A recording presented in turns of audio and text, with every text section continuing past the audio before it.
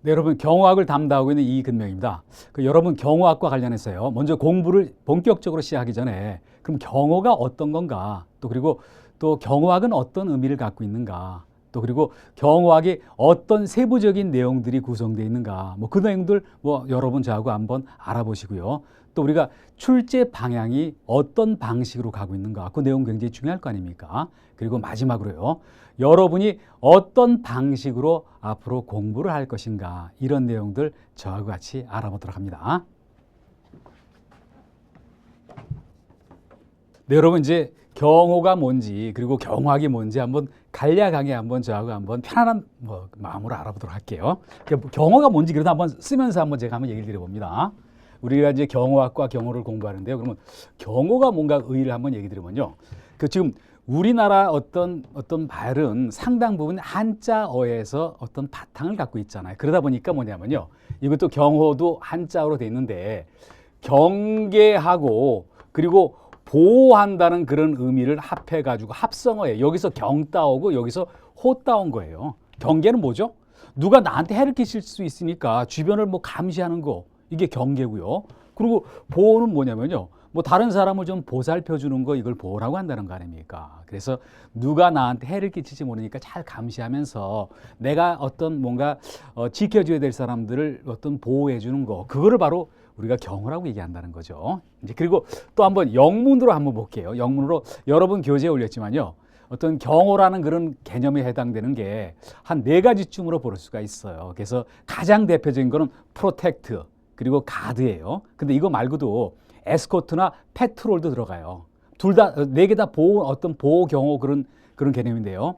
패트롤은 어떤 순찰차가 이렇게 돌아다니면서 사람들 지켜주잖아요. 그런 의미에서 갖고 에스코트는 여러분 어떻습니까? 남녀 간에 데이트할 때 어떤 내가 좋아하는 어떤 여자친구 에스코트 해준다는 얘기 하잖아요. 일종의 경호 활동 그런 의미도 있는 거잖아요. 이제 그러나 더 우리가 많이 사용하는 거는요. 프로텍트라는 개념하고요. 프로텍트라는 그런 개념과 그리고 가드라는 개념일 겁니다. 가드라는 개념인데 그래 보세요. 이거 프로텍트는 뭐냐면요. 막는다는 의미에서 시작해서 경호라는 의미로 됐어요. 누가 외부에서 공격하는 건 막는다. 그리고 가드는 뭐냐면요.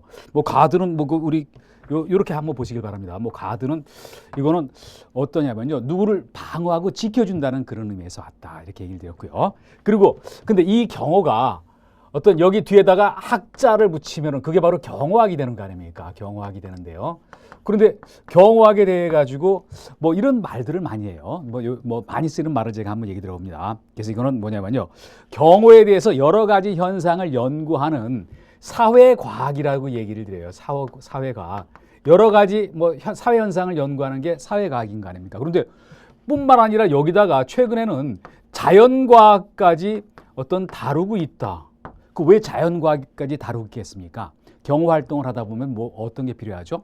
정보 수집해야 되죠. 정보 분석해야 되죠. 그러면은 관련되는 어떤 자료 수집하는 가운데서 컴퓨터 운영해야 되죠. 그러다 보니까 그리고 또 각종 장비를 많이 다루다가 보니까 자연과학적 분야가 들어간다. 그래서 사회과학에서 시작해서 자연과학까지 아우르는 그러면서 그러다 보니까 종합과학이라고 얘기를 드리고요. 과학이라고 얘기 드리고 또 학자들이 이런 표현을 써요. 경호학을 종합예술이라고 얘기하시는 분도 계세요. 요쯤에서 제가 한번 부연 설명을 한번 드려봅니다. 이런 일이 있었어요. 어떠냐면요.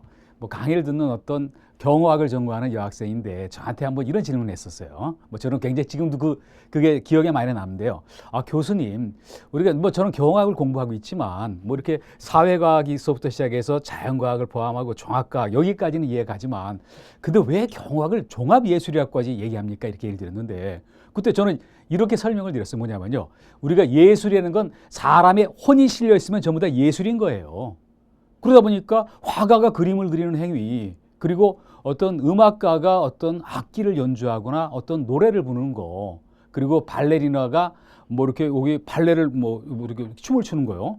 그리고 경호도 어떤 겁니까? 경호학도 어떤 VIP를 살리기 위해서 내가 혼신에 어떤 내 몸과 마음을 다 실어가지고 내 목숨까지 걸고 하는 그런 일종의 예술이라고 볼 수가 있어요. 그래서 경호학 학자들 중에서 종합예술이라는 그런 표현을 쓰시는 분이 계시다. 그래서 이렇게 한번 썼습니다. 그래서 여러분 한번 보세요.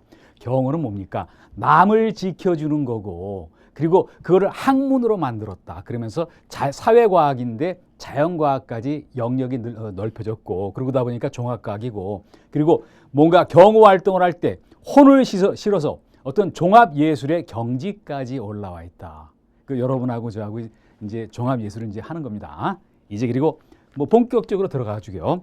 경호학이 어떻게 구성되어 있나 볼게요. 구성이 되어 있나 봅니다. 그래서 제 나름대로 한번 이렇게 표현해 봤어요. 우리 교재 여러분 공부하시면 알겠지만요. 경호학을 나름대로 총론과 강론으로 구분을 해봤어요. 총론과 강론으로 구분을 해봤어요. 그래서 총론은 뭐냐면요. 경호학 본격적으로 들어가기 전에 뭔가 어떤 큰 틀 범위에서 알아야 될 거. 강론은 세부적인 사항 이렇게 봤다는 거죠. 이제 그러면서 한번 제가 쓰면서 한번 얘기를 들어볼게요. 첫 번째, 경호학과 경호. 이거를 공부한다는 거 아닙니까? 경호학과 경호를 공부한다. 그 내용이 이런 게 있어요. 총론에 보면요. 그 경호학과 경호가 있는데 여기는 어떤 게 있냐면요. 조금 전에도 제가 얘기를 했죠. 그럼 경호가 뭐냐 한번 정의를 내볼 거 아닙니까? 물론 이런 내용들은 다 시험에 출제가 됐던 그런 내용들이고요. 또 그리고 경호와 경비는 뛸래야 뛸 수가 없어요. 우리가 경호는 주로 어떻게 얘기를 드리냐면요. VIP 근처에서 어떤 이렇게 위험 방지하는 활동을 하잖아요. 그러면 일정한 지역에 대해서 순찰 어떤 경계 방비해야 되는 거 그게 경비라는 거 아닙니까? 그러다 보니까 뭐 저는 다 안 쓰지만요. 경호가 어떻게 나눌 수가 있냐. 또 경비도 어떤 분류하는 방법이 있어요. 이제 그 내용들을 한번 보시고요. 또 경호의 법원이라는 거 보는데 여기서 말하는 법원은요. 경호의 존재 형식 어떤 경호의 어떤 근본이 되는 거, 원천이 되는 거를 이 법원이라고 한다는 거 아닙니까? 내가 예를 들어서요. 뭐 대통령 경호를 한다. 그럼 왜 대통령 경호를 해줘야 됩니까? 헌법에서 국가 최고 공직자이기라는 그런 표현을 써요. 그러다니까 그분 지켜드려야 될 거 아닙니까? 또 내가 어떤 민간인을 경호 활동을 하잖아요. 그럼 경비업법이라는 법에서 그 법적 근거를 제공을 하고 있어요. 이게 바로 경호의 법원이라는 거 아닙니까? 그래서 경호가 어떤 거냐 알아보고 또 경호학은 어떤 거지? 그리고 우리가 경호 활동을 할 때 무슨 근거 가지고 경호 활동을 하지? 그 법적 근거 경호의 법원이라는 거 아닙니까? 이런 내용도 여러분하고 같이 다뤄봐야 될 내용들이고요. 또 경호와 관련해서 왜 경호를 하는가? 목적이 있을 거다. 뭐 가장 대표적인 거는 VIP 신변보호 플러스 알파 세부적인 사항도 있어요. 또 경호할 때 원칙이라는 게 있어요. 원칙은 이런 개념으로 한번 제가 얘기 드려봅니다. 원칙은 뭐냐면요. 뭔가 내가 일관되게 어떤 해나가는 어떤 근본 규칙이 원칙인 거 아닙니까? 뭔가 원칙을 갖고 경호 활동을 해야 돼요. 그래서 이런 내용을 어떤 알아본다는 얘기고 또 경호의 발달 과정과 배경 그랬죠. 발달 과정과 배경 그랬는데 이거는 쉽게 말하면요. 경호의 역사에 대해서 공부하는 거예요. 그 경호의 역사 뭐 이렇게 얘기를 드려볼게요. 우리가 삼국시대서부터 해서 어떤 문헌의 경호 활동에 대한 언급이 있었어요. 그래서 삼국시대서부터 지금 대한민국까지 각 시대별로 경호 기관이 어떤 게 있었고 어떤 역할을 했고 뭐 이런 얘기를 여기서 꼭 국사 공부하듯이 한번 다뤄본다는 거 아닙니까? 이게 바로 총론의 경호학과 경호에서 다뤄볼 내용들이고요. 그리고 총론에 보시면요. 경호 조직에 대해서도 공부를 하게 돼 있어요. 경호 조직에 대해서도 공부를 하는데 여기 뭐 가볍게 제가 또 한번 얘기를 드려봅니다. 경호 조직이 뭐냐면요. 경호 활동을 할 때 혼자서 하는 어떤 개인 플레이가 아니라는 거죠. 왜 어떤 이런 말이 나오죠? 경호 활동을 할 때 뭔가 어떤 인적, 물적 시스템 체계를 갖춰야 돼요. 조직 체계를 갖춰야 된다는 거 아닙니까? 그러다 보니까 그게 바로 경호 조직이라는 거예요. 뭐 예를 들면요. 대통령 경호처에 어떤 구체적인 조직 어떤 시스템 체계를 갖춰 놓고 있죠. 또 그리고 어떤 경비업법에 의한 신변보호업도 일정한 시스템 체계를 갖춰서 하죠. 그게 바로 경호 조직이라는 그런 얘기였어요. 또 이런 조직을 만들어서 하다 보니까 조직을 어떤 운영하기 위해서 어떻게 경호 조직을 구성할 것인가 거기에 대한 뭔가 원칙 같은 거를 만들어 놨어요. 또 조직의 운영과 관련해서 또 어떤 원칙들이 있나 그리고 또 뭐가 있냐면요. 각국 다른 나라의 경호 조직 이것도 여기서 다른다는 거 아닙니까? 미국, 일본, 영국, 프랑스, 독일 그리고 대한민국까지요. 어떤 국가 최고 지도자의 공직자의 경호 활동 뭐 이런 위주로 해가지고 어떤 기관들이 있었고 또 지금 어떤 식으로 흘러왔다. 그리고 각각의 어떤 그런 기관들이 세부적으로 어떤 임무를 담당하고 있다. 이런 걸 여기서 배운다는 거 아닙니까? 그래서 나중에 이거 배울 때는 어떤 느낌이 여러분 드실 거냐면요. 각 나라의 특성이 조금씩 다르잖아요. 또 환경이. 그 특성과 환경에 따라서 조직도 조금 다르게 돼 있다는 거죠. 이런 내용들을 다루고요. 또 경호 조직에 주체도 있고 객체도 있어요. 주체는 어떤 거냐면요. 경호 활동을 하는 어떤 사람, 기관. 객체는 경호 주체가 모셔야 될 어떤 VIP를 얘기한다는 거죠. 이런 얘기들, 또 법령과 관련되는 내용들 또 여기서 다룬다는 거죠. 그래서 여기서 총론해서 개괄적인 걸 한번 다 살펴보죠. 그런 다음에 구체적인 어떤 분과 들어가는 거는 또 강론에서 다루고 있어요. 강론에서 다루고 있는데, 그런데 강론에서 가장 중요한 거, 핵심 중에 핵심은 바로 여기라는 거 아닙니까? 그게 바로 어떤 거냐면요. 경호 업무, 구체적인 수행 방법을 공부를 하게 돼 있어요. 그 여러분 봅니다. 경호의 개념을 한번 봤죠? 경호 활동하기 위해서 시스템 체계 조직을 만들죠? 그랬으니까 이제 구체적으로 경호 활동을 들어가야 될 거 아닙니까? 그거를 바로 여기서 다룬다는 얘기예요. 그래서 뭐 여러분 한번 여기는 가볍게 한번 제가 말로 한번 얘기 드려봅니다. 경호 업무를 하는데 그냥 마구잡이로 여러분 하겠습니까? 뭔가 절차 같은 거를 만들어 놨어요. 그래서 뭐 계획도 수립하고 또 준비 과정을 거치고 또 경호를 실행도 하고 또 거기서 끝납니까? 경호 활동한 거에 대해서 뭔가 잘잘못을 따져봐야 되죠. 어떤 평가 활동 같은 것도 하게 돼 있어요. 그런 내용들을 어떤 수행 방법에서 가장 먼저 경호 임무 수행 절차에서 하고요. 또 경호 활동을 할 때도 뭔가 지켜야 될 어떤 규칙이 있다. 수칙과 원칙이 있다. 그런 내용도 다뤄보고요. 그리고 가장 대표적인 걸 한번 몇 가지를 얘기 드리다 보면 이런 얘기가 있어요. 사전 예방 경호라는 그런 게 있어요. 사전 예방 경호도 있고 또 뭐가 있냐면요. 근접 경호. 여기에 비중이 좀 크다는 거 아닙니까? 그러면서 여러분 이렇게 한번 예를 들어볼게요. 제가 예시를 한번 들어봅니다. 대통령이 어떤 실외 또는 실내 행사를 하게 돼 있다. 대통령을 모시고요. 국가 최고 공직자인 거 아닙니까? 그럴 때 어떻게 하죠? 그러면 그냥 대통령 행차할 때 그때만 어떤 경호 업무 활동을 합니까? 그렇지가 않고 미리 오래전에서부터 계획을 수립한 다음에 현장에 뭔가 일정한 선발대가 나가지고 거기 폭발물 같은 거 뭔가 누가 숨겨놨는지 다 탐지해야 돼요. 있으면 제거하고 또 안전한 상태를 유지시켜야 돼요. 그게 바로 사전 예방 경호라는 거 아닙니까? 그리고 근접 경호는 뭐냐면요. 수행 경호라고도 얘기하면서 VIP 따라다니면서 경호 활동하는 거 그게 바로 근접 경호예요. 그래서 이렇게 두 가지 뭐 중요한 내용들, 핵심적인 거 한번 뭐 그 내용들 구성하고 있고요. 또 출입자 통제 대책이라는 게 있어요. 출입자 통제 대책. 이걸 여기서 다룬다는 거죠. 이제 그러면서 이렇게 한번 제가 얘기를 들어봅니다. 만약 VIP가 참석하는 어떤 행사가 있죠? 아무나 거기 들어갈 수가 있나요? 아마 출입구에서 뭐가 있을 겁니다. 뭐냐면요. 어떤 출입하려는 사람들 신분증 확인하고 또 참석장 확인하고 또 그리고 거기 뭐냐면요. 어떤 몸 수색을 일부 할 수도 있어요. 그게 바로 출입자 통제라는 거죠. 만약 이런 통제 안 하고 있다가 아무나 드나들다가 또 위험 물질 갖고 누가 들어가잖아요. 그럼 되게 위험할 거 아닙니까? 그런 내용들 여기서 또 다루고요. 또 이런 것도 여기 있어요. 위기 상황 대처 방법.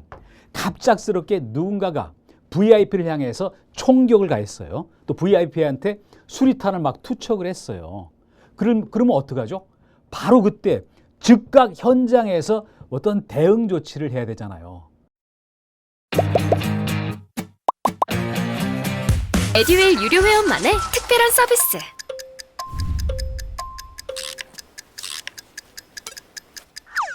하치하차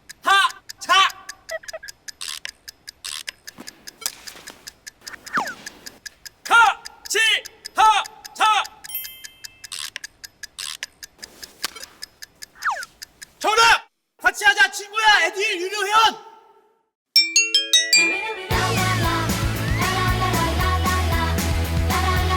친구 소개하고 현금 받는 혜택. 오직 에듀윌 유료 회원에게만. 에듀윌.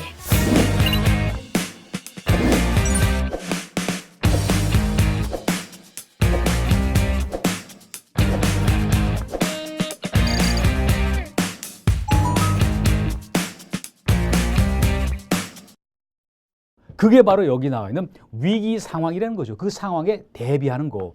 그거를 또 공부한다는 거죠. 순발력이 굉장히 필요해야 되고 또 이런 거는 미리 사전에 굉장히 많은 어떤 준비 과정을 거치면서 연습이 필요해요. 이제 그리고 또 뭐가 있냐면요. 경호 안전 대책 방법. 경호 안전 대책 방법. 대책 방법. 뭐 여기도 이런 내용도 다룬다는 거죠. 그래서 이거 가장 대표적인 거는요. 안전 검측이라는 게 있어요. 안전 검측은 뭐냐면요. 누군가가 어떤 행사장에 위험 물질 숨겨놨을 수도 있잖아요. 그걸 탐지한다는 거죠. 또 탐지됐으면 발견했으면 제거하는 거. 이런 게 안전 검측이고 또 하나 더 얘기 들면요. VIP가 드시는 어떤 음식물이 있잖아요. 누군가가 독국물 탈 수도 있는 거 아닙니까? 그거 찾아내는 활동 또 여기 들어가요. 그런데 여기서 또 중요한 거는 뭐냐면요. 금년 시험서부터 새로운 게 추가가 됐다는 거죠. 그래서 그게 여러 번 자료도 올려놨지만요. 뭐 여기 검문 검색과 검문 검색 그리고 보안 검색 이거는 2021년 시험서부터 새롭게 시험 범위에 추가됐어요. 수상한 사람들에 대해서 어떤 뭐 질문을 해볼 수가 있죠. 그 사람 물건 어떤 갖고 있는 가방이라든지 뒤져보고 또 차 뒷트렁크 열어보라고 할 수가 있죠. 그런 게 바로 검문 검색이고 보안 검색은 뭐냐면요. 여러분이 한번 뭐 보안 검색 어떤 당해보지 않은 분 안 계실 겁니다. 내가 공항에 가나 그럴 때 어떡합니까? 어떤 투시기로 막 사람 비춰도 보죠. 또 문형금속 탐지기 지나가 보라 그러죠. 이런 따위를 우리가 보안 검색이라고 해요. 이거는 경호 활동과 관련해서 밀접한 관련성이 있는 내용이기 때문에 2021년 시험서부터 우리 시험 범위에 들어갔어요. 이제 물론 여기에 대해서 뭐 제 나름대로 교재에 다 그 내용들을 집어넣고 또 시험 보기 전까지 계속 뭔가 더 좋은 어떤 자료가 있나 또 확인해서 여러분한테 또 자료도 제공하고 또 더 많은 걸 알려드릴 거거든요. 이제 그리고 그 다음에 보시면요. 물론 여기가 경호 업무 수행 방법이 비중이 가장 많아요. 최근 몇 년 동안 한번 어떤 출제 비중을 보니까요. 우리가 전부 40문제인데 적게 나올 때는 18, 많이 나올 때는 20문제까지 나왔어요. 뭐 결국 한 22문제까지 나온 적도 있었어요. 22문제까지 나온 적도 있었다. 이렇게 봅니다. 그래서 쉽게 말하면 한 20문제 내외가 된다. 절반인 거 아닙니까? 그만큼 중요하고요. 또 그리고 이거 말고도 어떤 게 우리 시험 범위에 들어가 있냐면요. 경호 복장과 장비 이것도 시험 범위에 들어가 있어요. 경호 활동을 할 때 경호원이 일정한 복장을 갖추잖아요. 그 복장을 갖추는데 아무렇게나 마음대로 복장을 갖추는 건 아니에요. 어떤 행사 성격이라든지 상황에 따라서 아주 환경과 잘 조화될 복장 뭐 이런 걸 갖추려는 거 아닙니까? 그리고 또 장비는 뭐냐면요. 경호 활동할 때 맨손만 갖고 경호 활동하는 거는 아니죠. 그러다 보니까 어떻게 하냐면요. 뭐 각종 뭐 어떤 호신 장비도 있을 수가 있고 통신 장비 또 기동 장비 또 어떤 그 맞게 어떤 여기 검색 장비 뭐 감시 장비 이런 장비들을 갖고 있다는 거죠. 그래서 이 장비에 대해서 시험에 대비해서 공부를 해야 되고요. 또 여기서 하나 우리가 확인해 봐야 될 거는요. 새롭게 어떤 게 추가가 됐냐면요. 어떤 드론이 들어가는데 드론을 감시 장비로 불려내놓고 드론에 대해서 2021년 시험에 신규로 시험 범위에 추가됐다는 거죠. 그래서 이런 내용도요. 우리 교재에 기본적인 내용들을 달아놨고 집어넣었고요. 그리고 또 시험 보기 전까지 또 더 많은 자료를 확보해서 여러분한테 알려드리려고 한다는 거죠. 이제 그리고 그 다음에 또 봅니다. 이런 것만 있는 게 아니라 어떤 게 있냐면요. 그 다음에 보시면요. 경호 의전과 구급법 여기도 시험 범위에 들어가요. 의전은 쉽게 말하면요. 뭔가 예의 범절을 얘기해요. 예의 범절을 얘기하면서 각종 어떤 경호학에서 경호 활동의 객체 대상 중에 고위 공직자들이 대부분이잖아요. 그러다 보니까 뭐냐면요. 그분들은 어떤 공식적인 행사에 많이 참석을 해요. 그러면 그 점잖은 자리가 될 거 아닙니까? 그러다 보니까 거기에 걸맞는 예의 범절 또 의전 활동이 필요한다는 거죠. 그러다 보니까 그분들을 모시는 경호원들이 그런 의전에 대한 내용을 기본적인 내용들을 알고 있어야 돼요. 그리고 그 다음에 구급법이 나오는데 이게 어떤 내용인가 봅니다. 내가 VIP를 모시는 경호원이라고 그러잖아요. 그러면 VIP를 모시고 있는데 VIP가 갑자기 뭔가 질병에 의해 가지고 평소 몸이 건강이 안 좋으셨거든요. 쓰러졌다. 그러면 그분을 어떤 전문 의료기관한테 인계하기 전까지 시간적 공백이 있을 거 아닙니까? 그 사이에 그분의 어떤 위험한 상태를 조금 벗어나게 하고 또 뭔가 생명을 어떤 지속시킬 수 있도록 해줘야 돼요. 그게 바로 여기 나오는 구급법이라는 거 아닙니까? 또 하나 더 예를 들면요. 내가 VIP를 모시고 계시는데 누가 VIP를 공격해서 VIP가 총상을 입었다. 칼에 찔렸다. 그대로 방치합니까?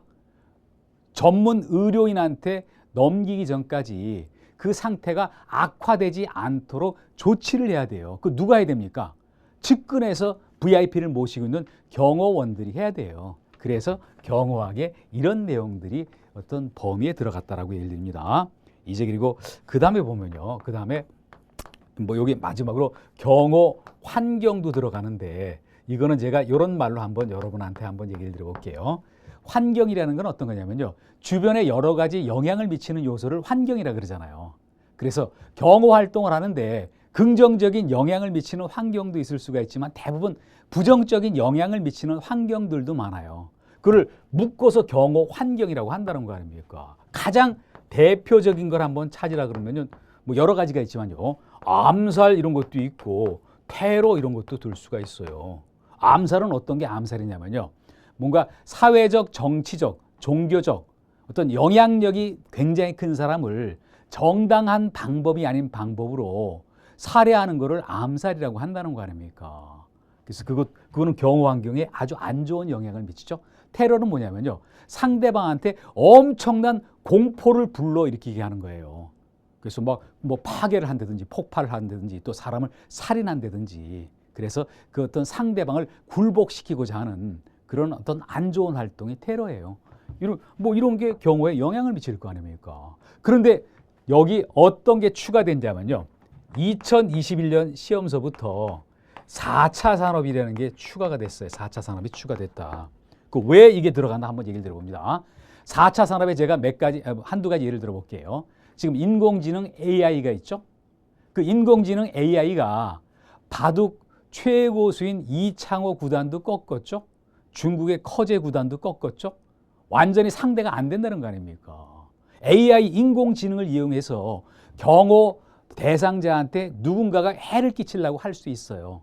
또 여러분 사물 인터넷이라는 말을 많이 들어보셨죠?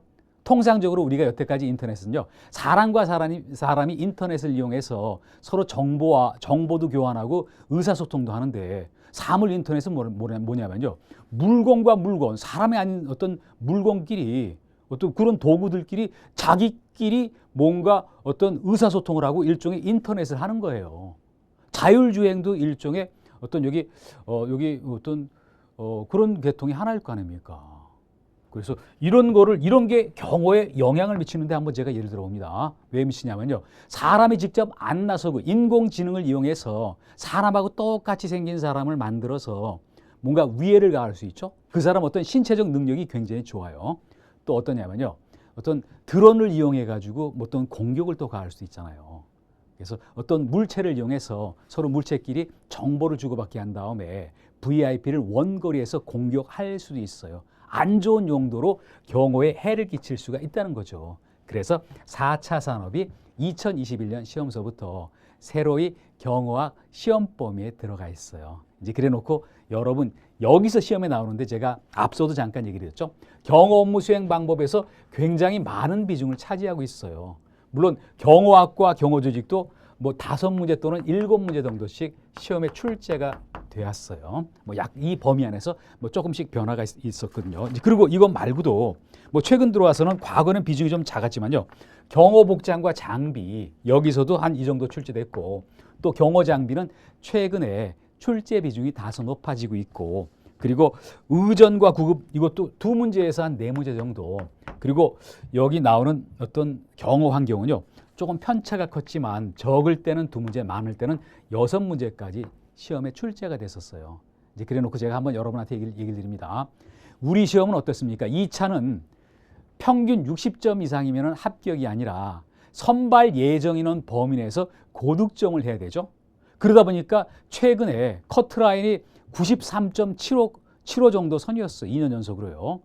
고득점을 해야 된다는 거죠. 그러다 보니까 문제 비중이 높은데 여기 물론 잘해야 되지만 나머지 부분도 열심히 학습을 하셔야 된다. 그런 의미에서 제가 문제 출제 비중이 어느 정도라는 거 한번 얘기를 드렸습니다. 이제 여기까지 해서 경호가 어떤 거고 경호학이 어떤 거고 얘기 드렸고 또 경호학이 어떻게 편제가 되어 있나 얘기를 드렸죠. 근데 여러분은 어디에 지금 굉장히 관심이 많습니까?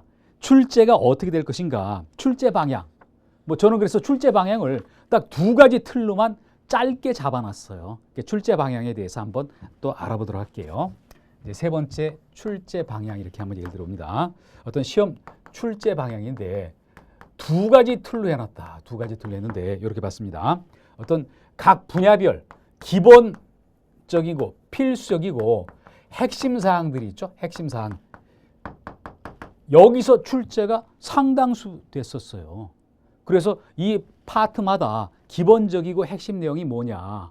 그거 정확하게 정리하면 될 거 아닙니까?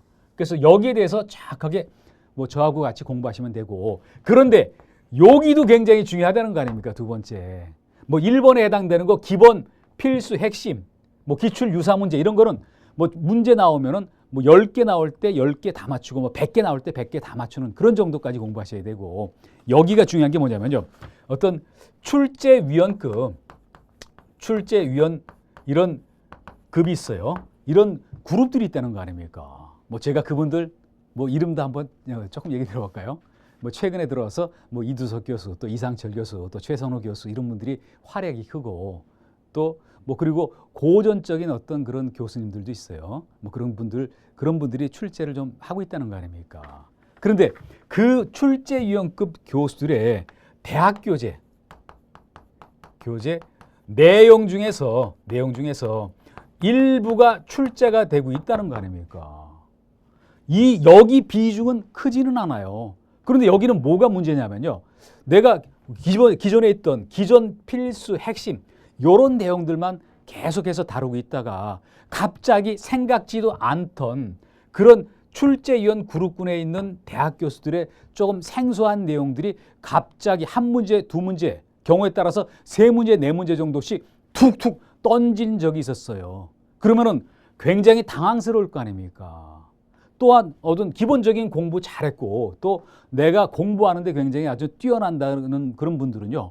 뭐 이거 터치 안 해도 그동안 공부했던 내공으로 그런 문제를 척척 맞춘 분도 가끔 계셨어요. 그렇지만 대부분의 사람은 뭐 이거 공부 안 하고 안 가르쳐 주면은 이런 문제 맞추겠습니까? 한 문제 때문에 당락이 결정되는 게 바로 2차인데요. 그래서 어떤 이거는 아주 기본이다. 여기서 100점을 맞는다. 그렇지만 이런 내용에서는요. 뭐 제가 한번 여러분한테 얘기 드리면요. 이런 문제는 비중이 많지 않다 보니까 한 절반 정도 맞추면 합격이에요. 그러나 이런 내용들에 대해서 관심을 가져야 된다. 또 수험생이 직접 내가 여기저기 막 교재 또 이분들 논문까지 뒤적거려 가면서 공부할 수는 없을 거 아닙니까? 그런 부분은 다 제 몫이에요. 그 제 나름대로 교재에도 뭐 이런 분들의 어떤 중요한 내용을 다른 견해라는 것 그런 내용을 싣고 있고 또 앞으로 공부할 실전 모의고사 또 모의고사 문제집도 별 수 있거든요. 거기도 이런 문제들을 일정 부분 다루겠다는 거 아닙니까? 그래서 여기 제가 출제 방향까지 한번 얘기를 드렸고요. 그리고 이제 여러분 다 보셨죠? 경호학이 뭐고 경호학이 어떤 거고 어떻게 구성되어 있고 출제 방향이 어떻게 되어 있다. 그러면 이제부터 여러분이 저하고 열심히 공부를 하셔야 될 거 아닙니까? 그래서 필요한 게 학습 방법이에요. 학습 방법을 뭐 제 나름대로 한 5가지로 한번 추려봤어요. 그래서 학습 방법 저하고 같이 한번 알아보도록 합니다. 그래서 이쯤에서 한번 쓰면서 한번 얘기를 드려볼게요. 이제 네 번째 학습 방법인데요. 학습 방법인데 한번 봅니다. 학습 방법 그래놓고 볼게요. 학습 방법 그래놓고 첫 번째 어떻게 제가 예를 들면요. 기본서 반복 학습이라는 얘기를 드렸죠. 기본서에 대해서 반복해서 학습한다 이렇게 얘기를 드려봅니다. 그러니까 여러분이 이제 갖고 공부하실 기본서는요. 중요한 내용들 거의 다 담고 있어요. 에듀윌 유료 회원만의 남다른 서비스.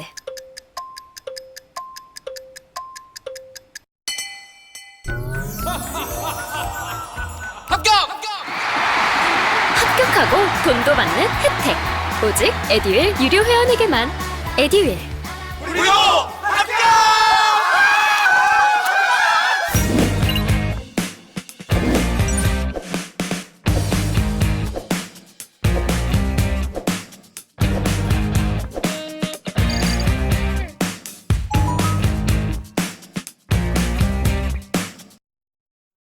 그래서 중요한 핵심 기본 필수 그리고 다른 어떤 출제위원 그룹군에 있는 그분들의 좀 독특한 그런 내용들이 있어요. 다른 견해라고 해서 다 다루고 있어요. 근데 문제 여기는 그래서 기본 이론 플러스 다른 견해 이것까지 다 다루고 있다는 거 아닙니까? 그런데 왜 반복 학습이 필요합니까, 여러분?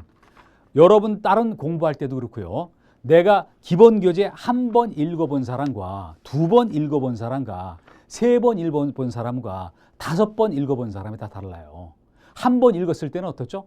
전반적으로 이런가 보다. 또 두 번 읽었을 때는 어떻게 됩니까? 아, 내가 첫 번째 읽었을 때는 근데 여기까지 생각 못 했는데 아, 이런 것도 있었구나. 세 번째 읽었을 때는 어떻죠? 아, 이거는 이런 내용이고 저거는 저런 내용이고 그런데 요 분야는 내가 지금 아직도 조금 근데 명확치 못해. 다섯 번 읽어보잖아요. 그러면 그런 내용들이 다 어떤 정리가 끝난다는 거 아닙니까? 그러다 보니까 자꾸 반복 학습을 해야 돼요.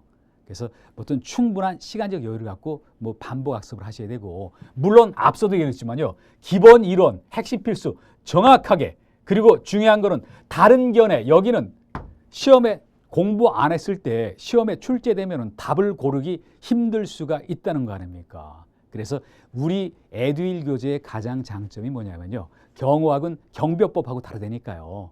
법정은 정해진 거 그 안에서만 나오는 게 아니라니까요. 뭐 아무래도 경호 업무 수행 방법, 실무 현장에 관련되는 그런 어떤 이론이 나오다 보니까 학자들 간의 주장이 조금 다를 수가 있고 다른 사람이 얘기 안 하는 거 A라는 학자가 얘기 안 하는 거 B라는 학자가 얘기할 수도 있어요. 그래서 뭐 교재에 나와 있는 기본 이론 그리고 요거와 관련되는 조금 다른 견해 여기까지도 보시고 그래서 한 세 번 정도는 보셔야 된다는 거죠. 이제 그래서 기본서 반복 학습 이게 가장 기본이다. 여기서부터 시작된다라고 얘기를 드려봅니다. 이제 그리고 두 번째 봅니다. 두 번째 보시면요. 또 시험에 점수를 많이 받으셔야 되잖아요. 그래서 이렇게 얘기를 드렸어요. 기출문제와 관련해서요. 기출문제 어떤 풀이를 한다. 풀이. 그리고 여기서 끝나는 게 아니라 여기에 대해서 어떻게 되냐면요. 완전히 이해하고 그리고 정리한다라고도 예를 들었어요. 여러분 이렇게 한번 봅니다. 우리 시험은 어떠냐면요. 아무래도 그동안 오랫동안 시험이 시행이 됐었잖아요. 그러다 보니까 일정한 방향으로 흐르고 있어요. 그래서 기본 내용 중에 어떤 뭐 예를 들어 가지고 경호학과 경호에서요. 어떤 형식적 개념과 경호에 또 실질적 개념 자꾸 물어본다는 거 아닙니까? 이렇게 물어봤다 저렇게 물어봤다 했어요. 시험에 나왔었거든요. 근데 그게 또 나올 가능성이 크다니까요. 그러다 보니까 과거에 나왔던 기출문제에 아 이런 형태로 물어봤지 또 저런 형태로 물어봤지 이러면서 정확하게 풀이하면서 이해하고 정리할 필요가 있다는 거죠. 그래서 어떤 기본서 공부 반복 학습 또 기출문제 풀어가지고 완전히 이해가 하고 내 것으로 만든다. 또 하나 더 부연 설명을 드리면요. 아무튼 앞으로 교재가 출간이 되겠지만 기출문제집이 별도로 있어요. 그 기출문제집은 어떤 파트별로 해가지고 중요한 기출문제를 다 싣고 있고 또 그 기출문제집에는요. 해설이 굉장히 길게 돼 있어요. 그래서 어떤 문제가 있었을 때 답만 이럴 때 이게 답이다. 뭐 그거 중요한 내용이기는 하지만요. 답만 체크해 나가는 게 아니라 그 저변에 딸린 내용들 어떤 관련되는 어떤 사항들 이론적인 어떤 근거가 되는 내용들 같이 묶어서 정리하실 필요가 있다는 거 아닙니까? 그래서 어떤 문제 꼭 기출문제 정확하게 풀고 그리고 하나라도 내가 이해 안 되는 거 있으면 안 돼요. 다 정확하게 아셔야 되고 또 반복 학습을 하셔야 된다. 그리고 여기서 끝나는 게 아니라는 거 아닙니까? 단계별로 다 들어가 있어요. 뭐냐면요. 출제 예상 문제. 여기에 대해서 한번 예를 들어봅니다. 기출문제 가지고 기출문제 정확하게 풀고 관련되는 어떤 연관되는 이론이라든지 어떤 자료들 다 정리하고 암기까지 됐잖아요. 그러면 제가 볼 때는요, 한 85점, 90점까지는 거의 정리가 되시는 거예요. 근데 그 점수 가지고 합격에는 모자란 거 아닙니까? 그리고 계속 시험이 진행되다가 보니까 어떠냐면요, 한 번씩 출제위원은 과목당 2분 이상인데 통상 한 2분 정도 되는 경우가 많거든요. 그러다 보니까 그분들이 어떤 경우가 많냐면요, 뭐 다른 데서 출제 안 했던 데서, 또 경우에 따라서 어떤 교수님은 자기 개성이 굉장히 강하시는 교수님도 계시는데, 그런 분들은요, 자기가 만든 교재의 내용들 슬쩍 가져와요. 그래서 문제를 한번 툭툭 던진다는 거 아닙니까? 그럴 때마다 문제를 쭉 풀어나가다 가끔가다 하나씩 시험장 가서요, 이게 어디서 나왔지? 좀 생소한데? 그리고 어떤 시험장 가면은 평소보다 긴장이 되게 될 거 아닙니까? 평소에 내가 마음 편하게 집에서 어떤 도서관에서 문제 풀 때 하고 시험장에서 다른 사람들하고 같이 어떤 긴장 속에서 문제 풀 때 하고 조금 느낌이 다를 수가 있어요. 그래서 좀 다소 생소한 게 나오잖아요. 긴장될 겁니다. 그리고 그게 한 3문제, 4문제 연속이 되면요, 굉장히 마음이 불안해질 수가 있어요. 그런 거 해소하기 위해서 출제 예상 문제 필요할 거 아닙니까? 물론 출제 예상 문제, 여러분 앞으로 뭐를 다룰 거냐면요, 어떤 3회에 걸친 뭐 실전 어떤 문제도 있고, 또 어떤 모의고사 문제집도 별도로 있어요. 물론 거기에 보면은 해설도 어떤 자세히 달아놨고, 또 일부는 강의도 있거든요. 그래서 그리고 출제 예상 문제는, 제가 만든 출제 예상 문제는요, 기출 문제하고 뭐 똑같은 거 하나도 없어요. 중복 안 되게 하고, 또 같은 부분을 달아도 표현이라든지 말투 같은 걸 조금씩 바꿔버려요.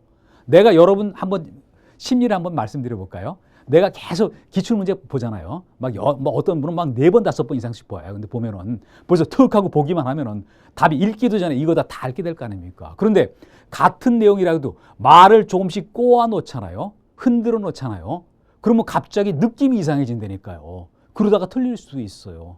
그래서 새로운 문제도 일부 있고, 또 같은 내용을 달았어도 출제 예상 문제는요, 여기는 좀 형식을 좀 달리 했다는 거 아닙니까? 필요하기 때문에 그렇다는 얘기예요. 그래서 뭐 이것도 해봐야 되고요. 물론 여기 문제는 여러분 어떻게 합니까? 문제 풀이해 가지고 내가 답을 보자마자 아무 어떤 마음의 흔들림 없이 답을 맞췄잖아요. 그 문제 2번, 3번 볼 필요는 없어요.